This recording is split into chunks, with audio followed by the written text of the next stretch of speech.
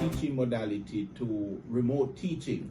But we were able to do that very quickly because of our in-house AORI and learning management system.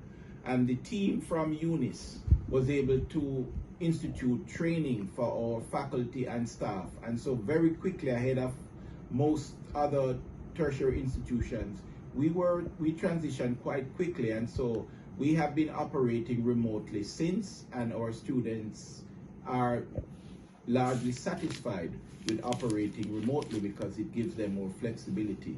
So the university, sure, we have had a reduction in our numbers, approximately 10% reduction in our numbers, but we have instituted efficiencies and we have had to make certain cutbacks that has allowed us to continue operating and providing the high quality education that we provide here, the values-based education at Northern Caribbean University. So sure, we need support like other institutions, but NCU, introduced the efficiencies and made the tough decisions so that the university can continue to go from strength to strength.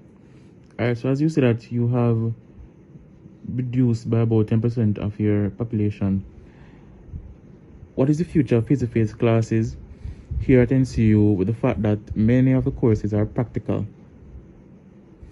Yes, well, currently there are certain practical courses that students do come on the campus to participate in.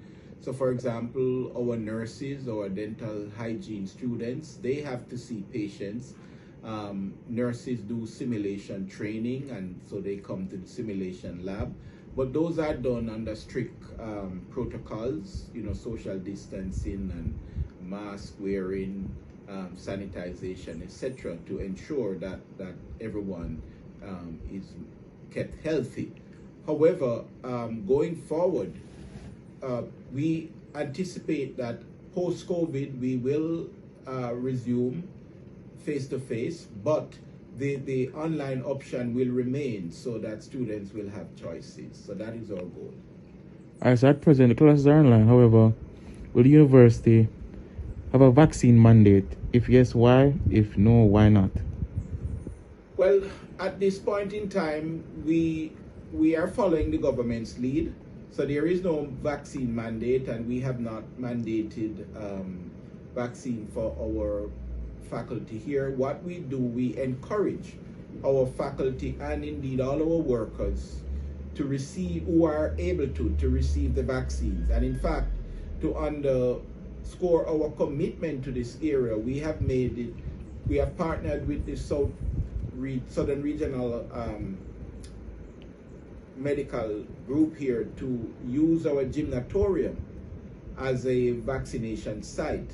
And just Monday of this week, over 200 persons received vaccines here. And I went by yesterday and saw a steady stream of, on Tuesday rather, a steady stream of persons going in. So we're making it easy for our workers and others within the community to come to the Northern Caribbean University Gymnatorium and to receive their vaccines. We see this as part of our civic responsibilities. We want people to remain healthy and not to succumb to the COVID-19 pandemic.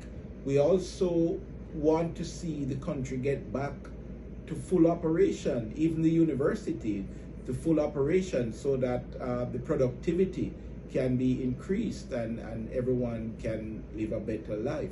This is affecting all of us, and so we are doing our part here at Northern Caribbean University to encourage all our workers and students to receive the vaccine of their choice or what is available, and to ensure that they are protected from this dreaded disease.